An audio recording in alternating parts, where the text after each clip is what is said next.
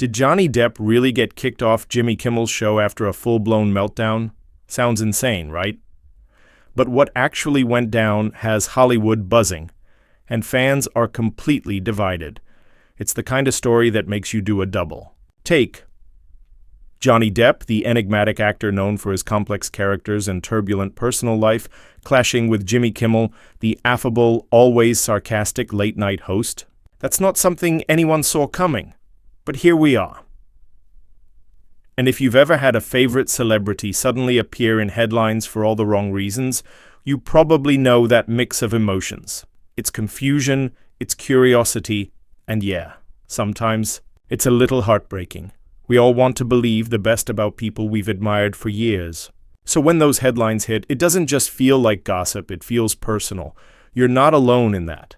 And trust me when I say this, there's way more to this story than the tabloids are letting on. So what really happened between Johnny Depp and Jimmy Kimmel?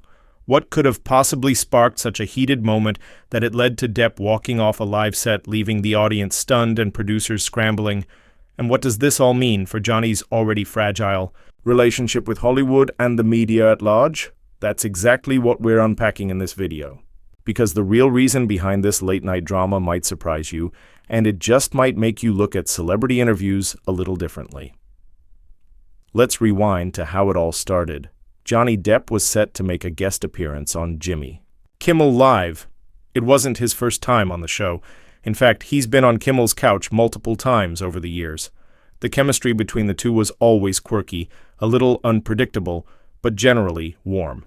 This time, Depp was booked to promote his upcoming movie, a European-produced thriller that marked one of his first major American promotional stops since his long absence from Hollywood press tours. There was a lot riding on this, not just for the movie, but for Depp himself. His image was still in a rebuilding phase after years of lawsuits, scandals, and that highly publicized trial with his ex-wife, Amber Heard. Insiders say the atmosphere backstage was already tense before Depp even walked into the studio. Apparently, Johnny had asked to review the talking points, which is common practice for most celebrity guests. Nothing too unusual there, but when he looked over what the producers had planned, including some of Kimmel's monologue jokes, he wasn't happy. Some of those lines reportedly made light references to the infamous defamation trial, poking fun at both Depp and Heard in a way that could be seen as edgy or insensitive, depending on who you ask. Can you blame him for feeling defensive? After being dragged through years of legal hell and public opinion, swinging wildly back and forth, it's understandable that Depp might be a little more guarded than most, especially in front of millions of live viewers. This wasn't just about laughs. This was about his legacy, his reputation, and reclaiming his narrative. By the time Johnny stepped onto the set, things already felt off. A few audience members who were present that night shared later that Depp didn't come across as his usual charming self. He was polite, sure, but a little distant, eyes guarded, smile tight. Kimmel kicked off the interview with his signature banter, throwing in a few lighthearted jabs to warm up the crowd. It all seemed normal, until it didn't. About halfway through the interview, Jimmy made a sarcastic comment that referenced Depp's courtroom appearances. Something along the lines of, "At least you didn't bring your lawyer this time?" It was clearly a joke, but the air changed immediately. Johnny's smile faded. He paused, tilted his head, and leaned in closer to Kimmel, whispering something that wasn't picked up by the main microphone. But it was just loud enough for the crew and maybe the front row of the audience to catch a few words. Words that, according to one source, included "not funny" and "you crossed a line." You could almost feel the temperature drop in. The room. Kimmel, who's usually unshakable in awkward moments, reportedly stiffened. He tried to pivot, making another joke to lighten the mood, but the damage was done. Johnny looked around, gave a tight nod, and, without another word, stood up and walked off the set. Just like that. No dramatic rant, no yelling, no storming. It was quiet, controlled, but absolutely shocking. The crowd didn't know whether to clap, gasp, or just wait for someone to yell, "April Fools!" But this wasn't a prank. It was a real, raw moment, and it played out in front of cameras and a very confused live audience. Within minutes, social media was exploding. Was it staged? Was Johnny okay? Did Kimmel go too far? Everyone had a theory. Later. That night, Kimmel's team issued a short statement. Tonight's guest appearance was cut short due to unforeseen circumstances. We thank Johnny for coming and wish him well. That was it. No further explanation, no apology, no breakdown of what went wrong. And that silence?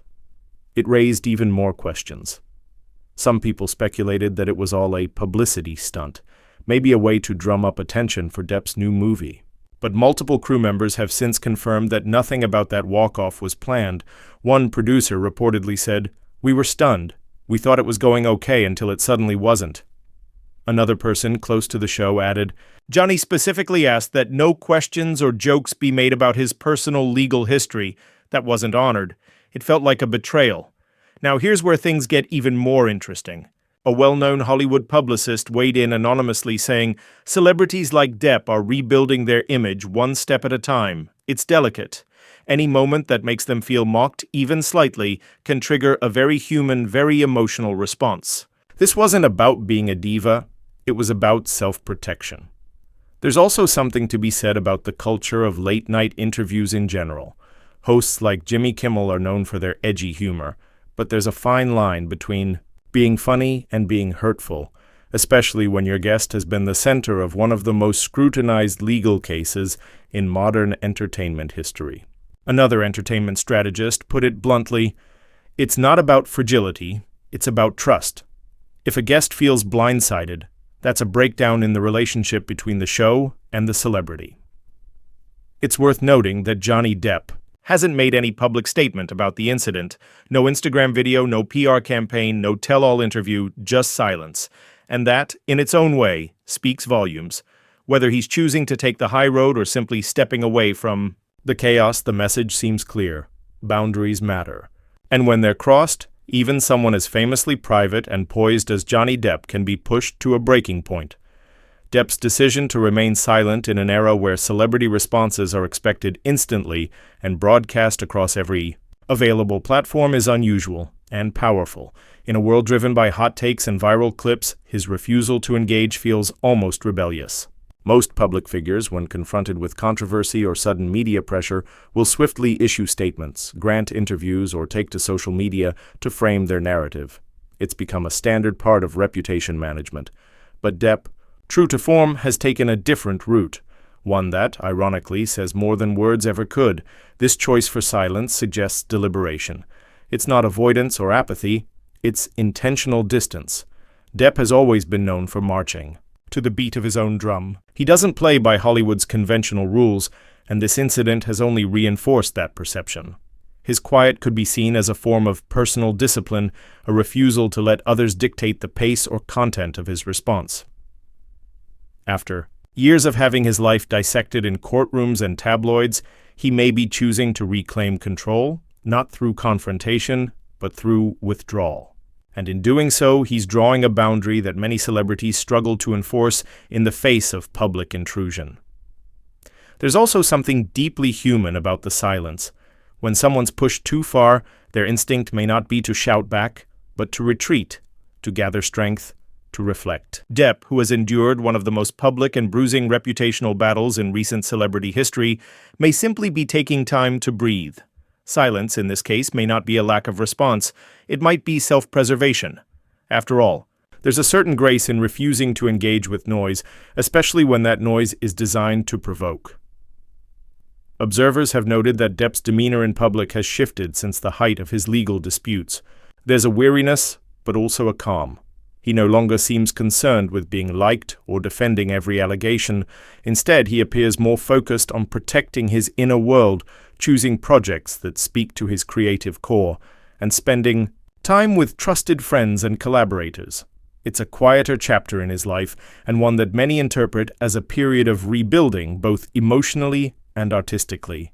And then there's the possibility that silence is a form of subtle protest. By refusing to comment, Depp denies the incident the attention it may be seeking. He doesn't validate it. He doesn't elevate it into something worthy of public discourse. This is especially important in an age where drama often begets more drama, A simple statement can ignite another wave of headlines, another round of speculation. By staying quiet, he starves the cycle. It's a nonverbal way of saying, "This isn't worth my energy." This restraint also allows Depp to remain consistent with the image he has cultivated throughout his career, that of the reluctant celebrity. He's never thrived on fame in the traditional sense. His interest has always been in the art, not the spotlight, so his silence feels authentic, not performative. It aligns with who he is, and for fans who have followed him for decades, it reinforces their sense of who he is at his core, a deeply private man navigating a very public world on his own terms. The lack of response also leaves space for interpretation, and that too is a strategic move. Without a statement to dissect, there's no room for twisting words, misquoting sound bites, or creating controversy from nuance. The silence is clean, untouchable. It leaves pundits and critics scrambling to fill the void, which ironically gives Depp the upper hand. He controls the silence and therefore the pace of the conversation. It's a reminder that sometimes the most powerful thing a person can do is say nothing at all. Ultimately, Johnny Depp's silence doesn't mean he's unaffected. It doesn't mean he's indifferent.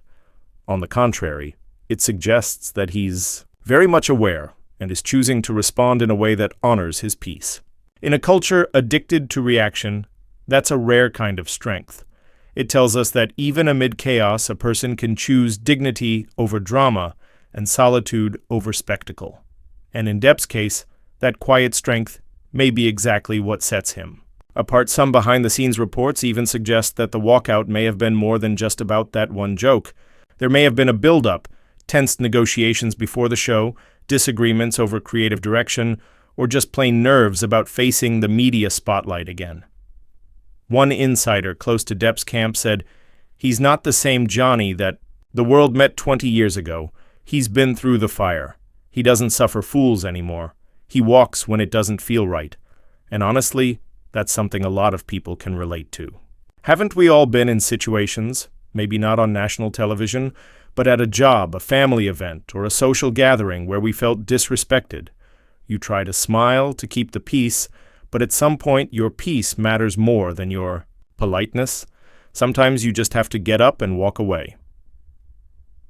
This whole drama also raises a bigger question about how we treat people who are trying to move on from public mistakes or painful pasts. Should we keep poking at old wounds for a few laughs, or is there room for compassion, for letting someone rewrite their story without dragging the past into every conversation?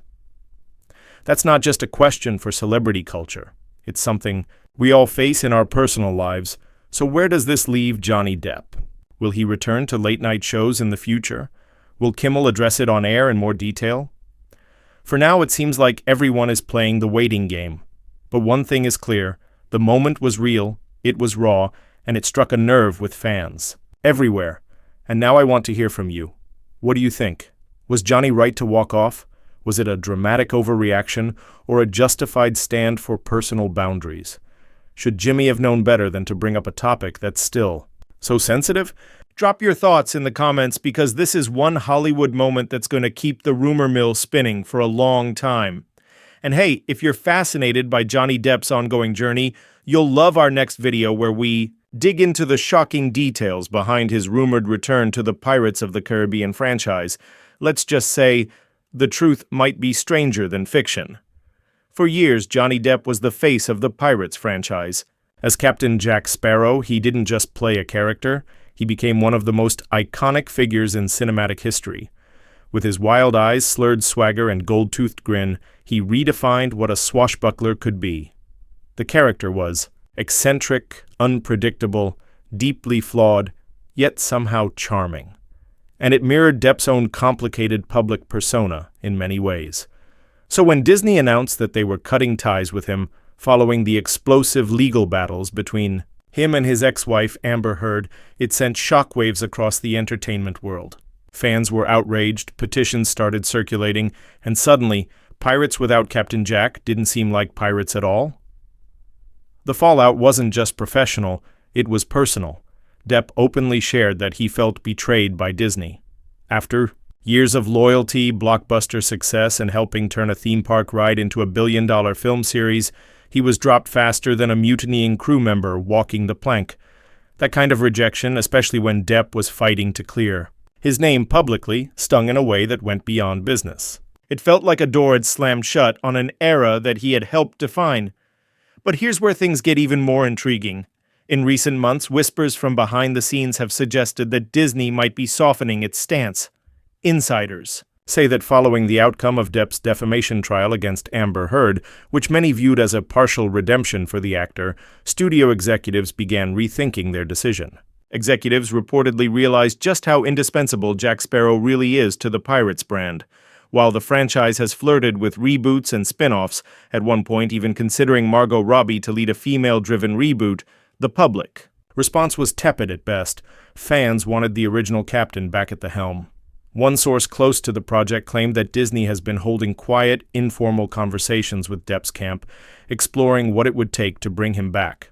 Not just for a cameo, but possibly for a central role in a new installment or even a full reboot with him leading the way. The talks, according to this source, haven't progressed into contract negotiations yet, but the mere fact that Disney is even considering reversing course is a major development. It signals a recognition of Depp's unique cultural impact and the undeniable void left by his absence. Of course, Depp has remained publicly cautious. In past interviews, he's made it clear that he felt deeply hurt by the way things ended with Disney. He once quipped in court that he wouldn't return to Pirates even for $300 million and a million alpacas, a quote that went viral and symbolized just how burned he felt by the experience. But time has a way of changing perspectives. Sources say Depp is open to returning if the circumstances are right, meaning he wants creative control, respectful treatment, and a storyline that honors Jack Sparrow rather than relegating him to the background. What's fascinating here is the broader cultural arc. Depp's potential return would be more than a movie comeback. It would be a statement. A statement about resilience, reputation, and the long, painful path to rebuilding after public scandal. For many fans, it would also feel like justice. A return to the silver screen in the role that made him a global icon could symbolize not just a personal victory for Depp, but a cultural one. A moment where the audience says, "We still believe in you." And the buzz isn't just among fans. Hollywood insiders are paying attention too.